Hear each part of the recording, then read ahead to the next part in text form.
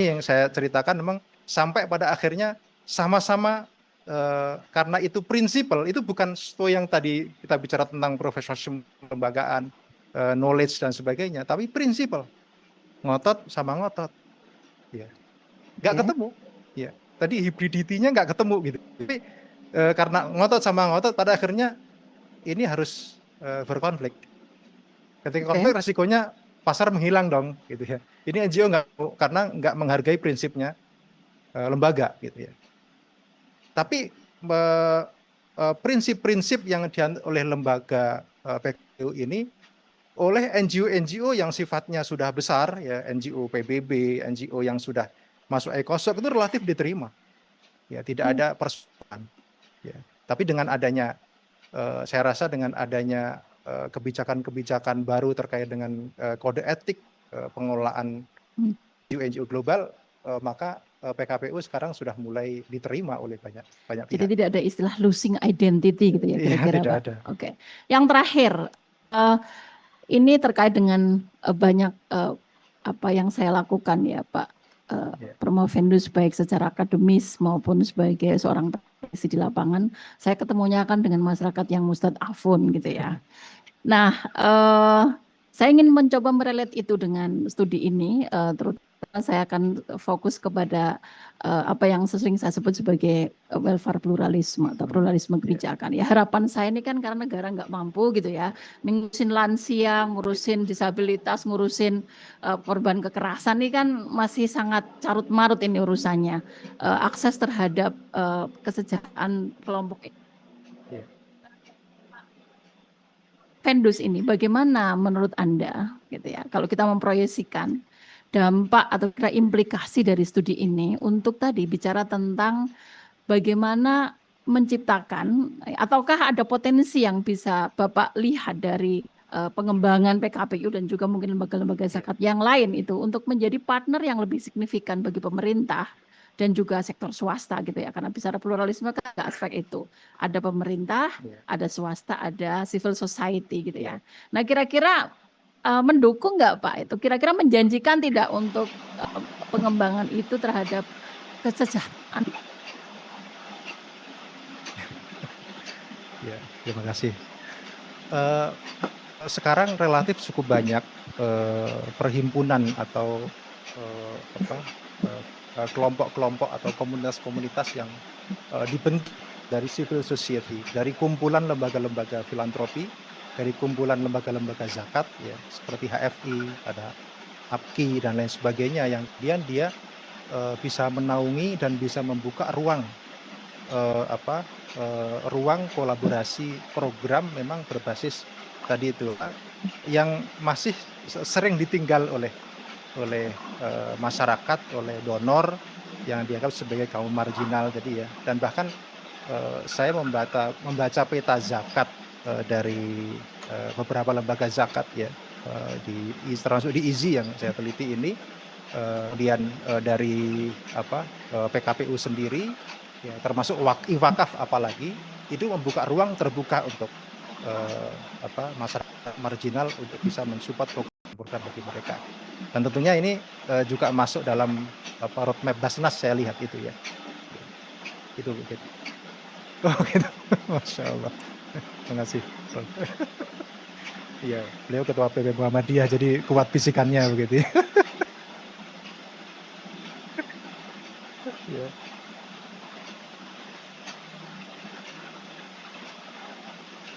Siap, terima kasih. Waalaikumsalam.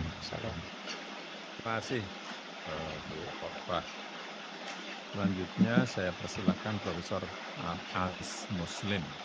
10 menit juga waktunya. Terima kasih, Pak Ketua. Mas Ronggo, misalnya S1-nya yang ngejar saya. Terima kasih.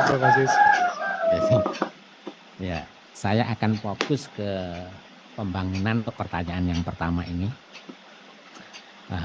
Khususnya adalah pembangunan berkelanjutan. Nah, bagaimana Promovendus membedakan antara filantropi strategis dan filantropi tradisional?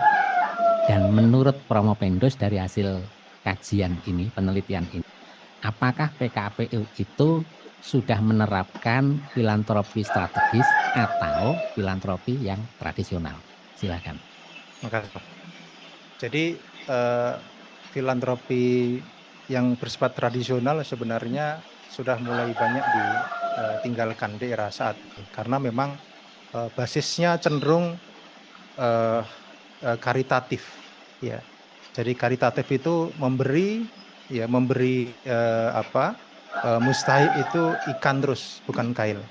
Nah, yang sifatnya strategis itu saya kira related dengan program SDGs, bagaimana memang menyiapkan mustahik itu bisa mandiri, ya. Mustahik itu tidak kemudian dia dibantu lagi, ya. Sehingga ada salah satu model atau konsep pengentasan kemiskinan ya dari Basnas ya sekaligus kemudian dilakukan oleh teman-teman yang teman amil zakat ya, lembaga amil zakat itu dengan mengintip konsep kayak kurva ke atas ya. Jadi skemanya bagi yang pendapatan masyarakat miskin di bawah 1,5 juta itu jangan dibantu dulu di aspek pemberdayaan, tapi kan kemudian dikasih ikan dulu, kasih beras, kasih minyak dan sebagainya.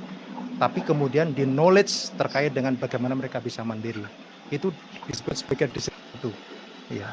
Kemudian naik sampai desil 3 dengan pendapatan 2,5 juta, ini sudah masuk konsep pemberdayaan. Dia sudah nggak perlu mikir saya makan apa, tapi bicara nanti gimana pendidikan anak saya, gimana kesehatan anak saya dan sebagainya. Ya, menurut saya inilah kemudian salah satu model pemberdayaan atau filantropi strategis yang memang harus dikembangkan, dikelola oleh teman-teman lembaga zakat saat ini. PKPU sudah menerapkannya mana? Dan PKPU sudah menerapkan yang strategis. Buktinya? Ya, buktinya dari beberapa riset yang saya lakukan, yang saya kelola, mereka sudah mampu untuk membuat proyek-proyek monumental dalam konteks pengentasan kemiskinan. Seperti yang saya tuliskan ketika di pasca bencana, misalnya di Palu ya Prof ya. Di Palu itu ada bencana yang bisa menghabiskan sekitar 3.000 orang ya, meninggalkan banyak anak-anak yatim, janda dan sebagainya.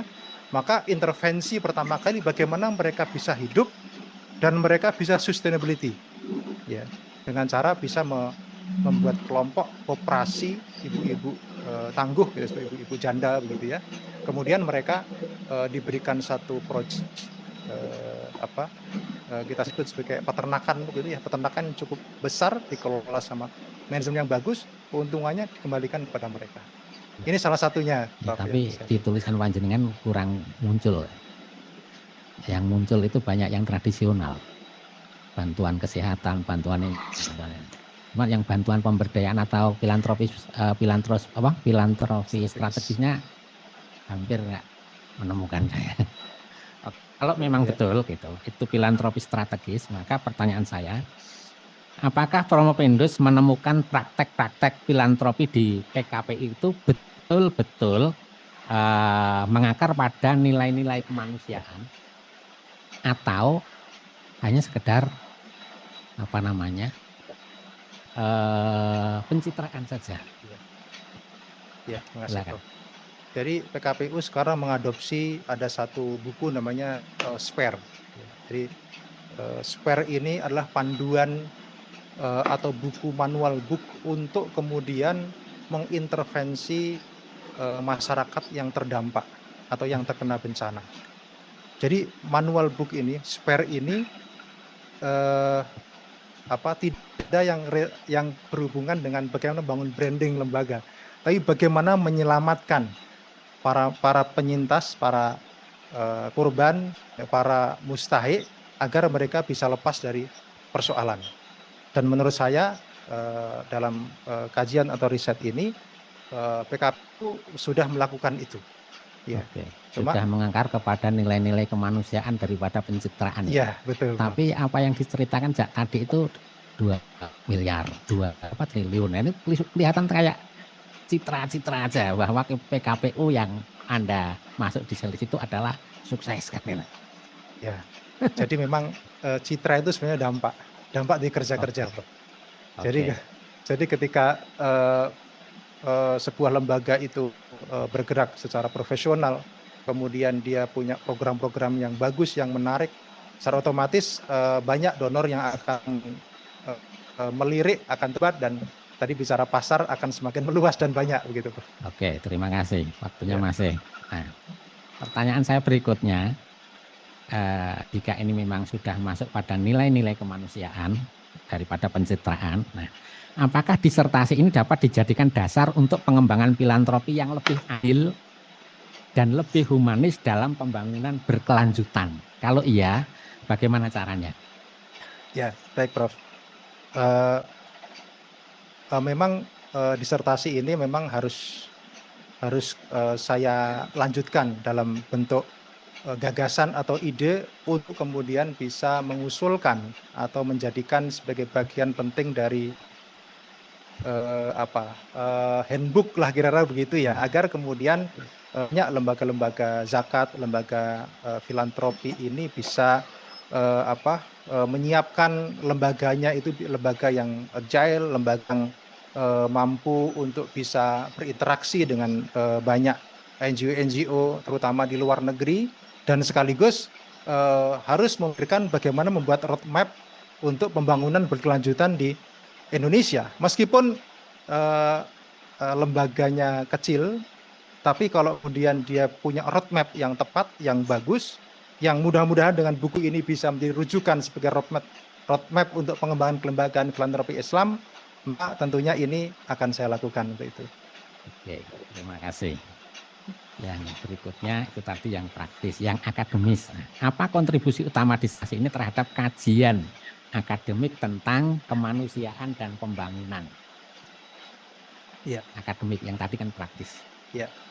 Jadi saya merujuk pada teori hibriditas tadi ya, bahwa teori ini diharapkan memang punya punya masukan atau punya andil besar terhadap perkembangan gagasan atau ide lembaga filantropi di Indonesia, atau ide gagasan penguatan filantropi di Indonesia, terutama kita berbicara pada aspek integrasian antara syariah comply yang kemudian menjadi value buat lembaga zakat atau filantropi Islam, kemudian dalam konteks tata kelola manajemen modern, dan yang ketiga adalah bagaimana lembaga filantropi Islam itu bisa mendorong masuk ke etik kemanusiaan global.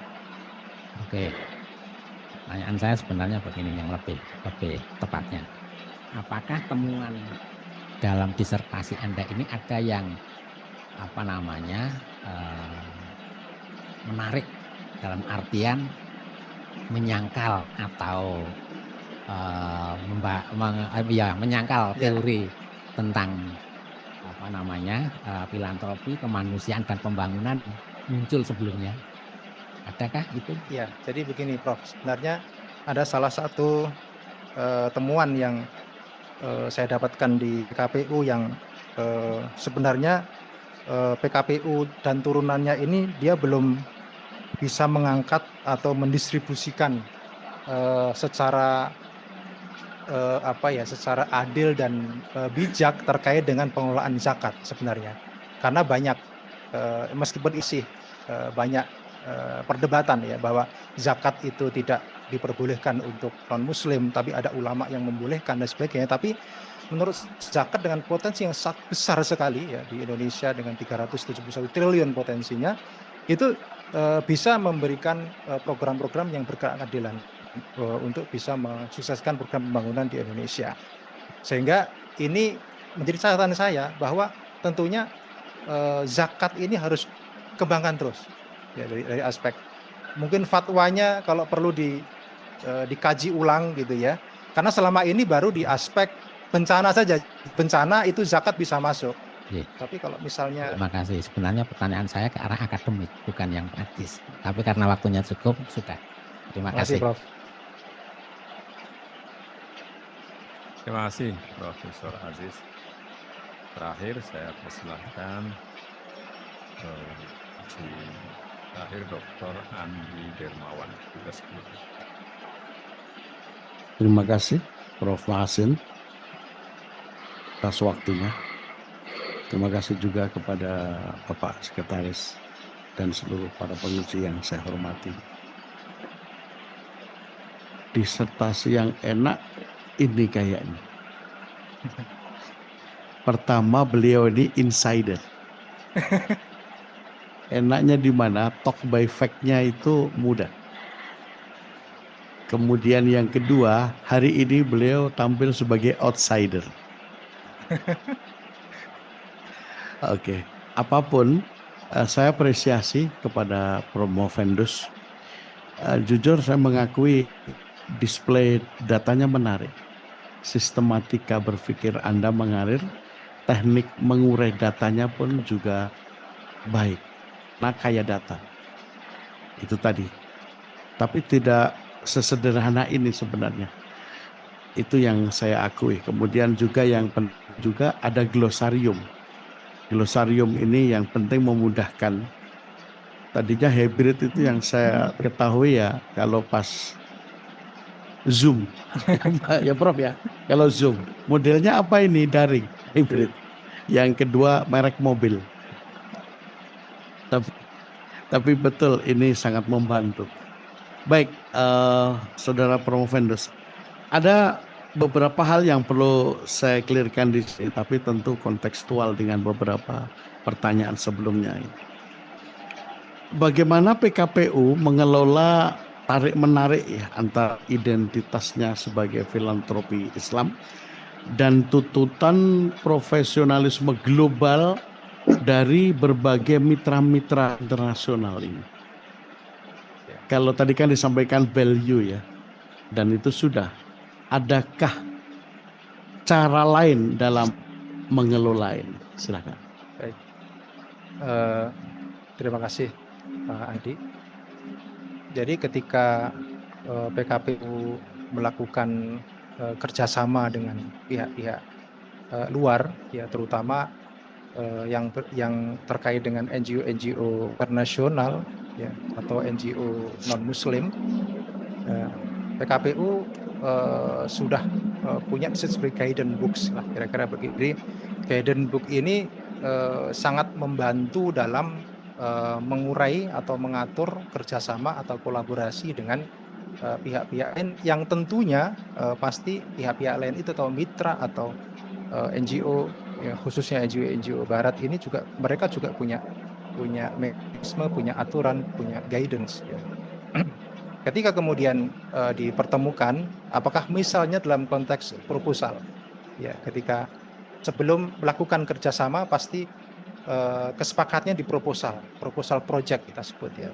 Jadi ketika bicara saya masih insider gitu ya, itu memang saya melihat bahwa PKPU cukup bagus dalam menata project by project. Ya. Jadi ada salah satu lembaga yang dia juga menerapkan di luar negeri ya, sehingga dia mengikuti. Jadi per project dikelola, tapi dia sudah menerapkan rambu-rambunya atau model dari mulai input buat proposal, kemudian implementasi pada pengelolaan proyek. Nah ini kemudian saya melihat PKPU cukup baik, cukup bagus dalam penataan kolaborasi dan kerjasama dengan pihak-pihak lain. Kalau begitu, lantas keterlibatan PKPU dalam jaringan kemanusiaan global ini bisakah dikatakan melemahkan identitas politik Islamnya atau merupakan proses pengaruhnya secara transnasional?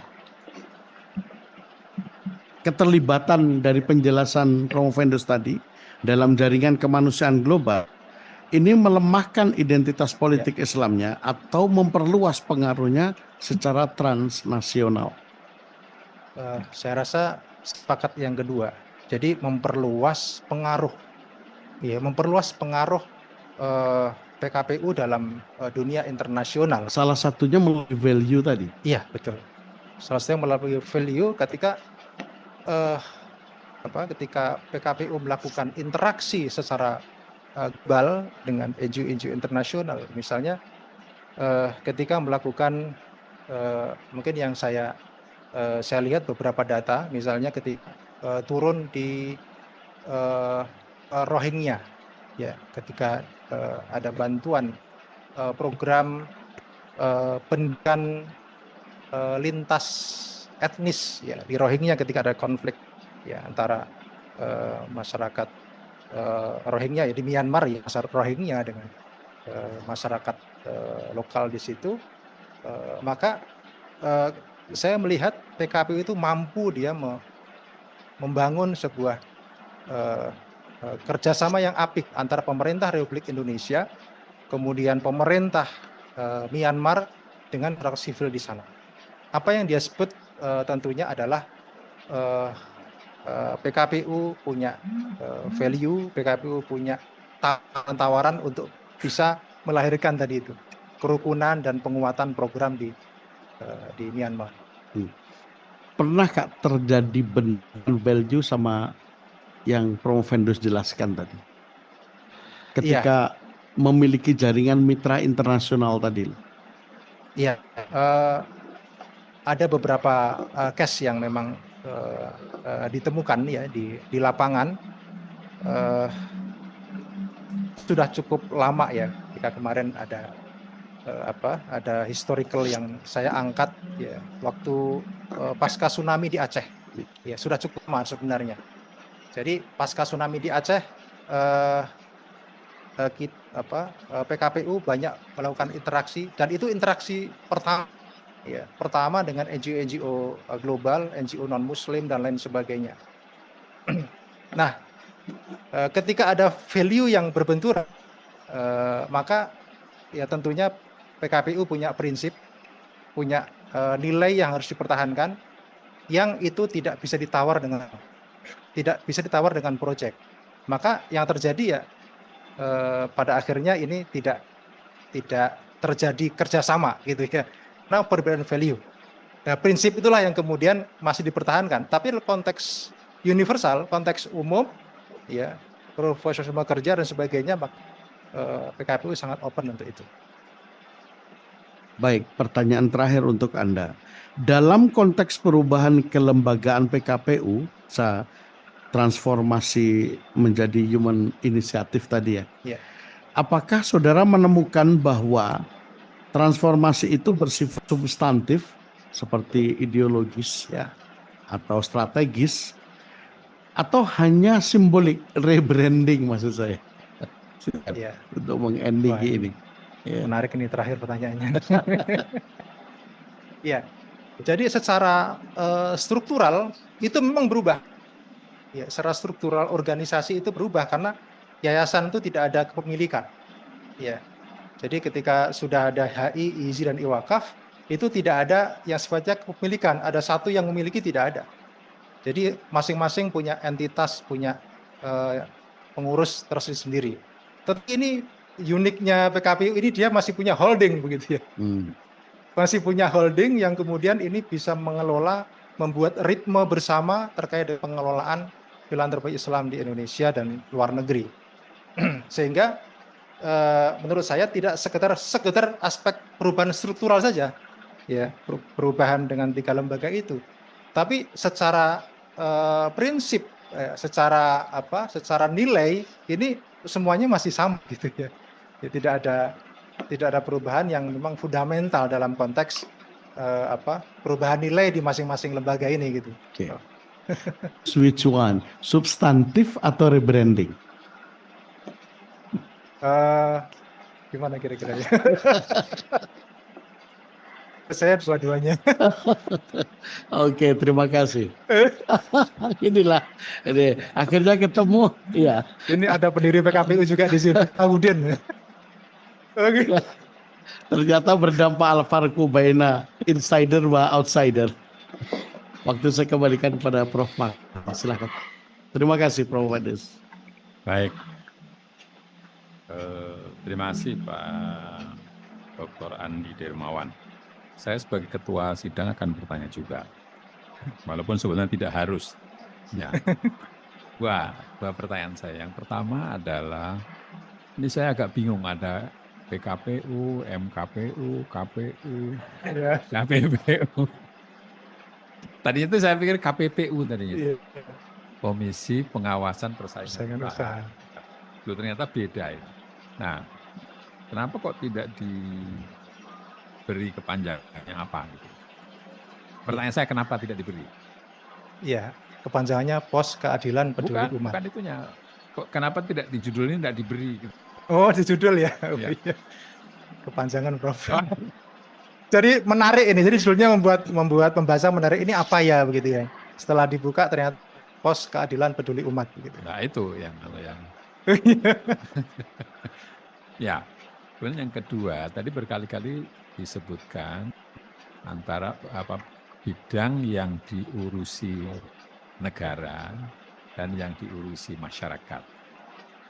Itu bagaimana sih policy-nya atau filosofinya? Mana yang boleh diurusi negara, mana yang diserahkan kepada masyarakat untuk mengurusnya. Ya, terima kasih Prof.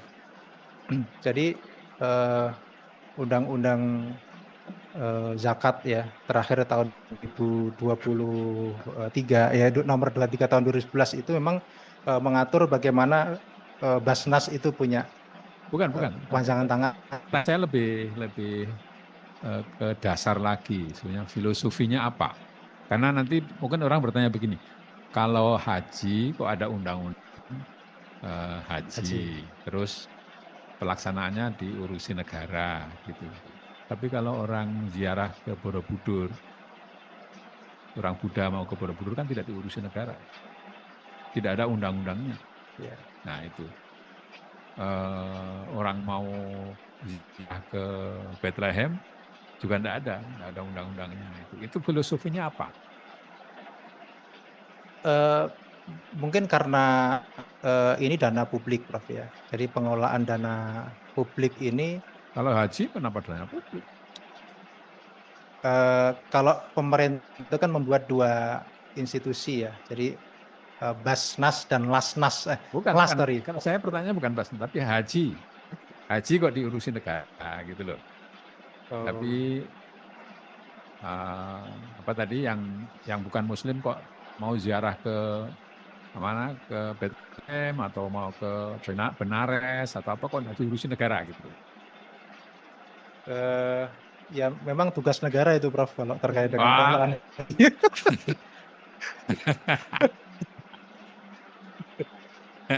Ya negara kita masih sangat terbuka untuk masyarakat sipil. Tidak. Kan orang mengatakan loh kok ini Islam diurusi kok yang enggak kan gitu.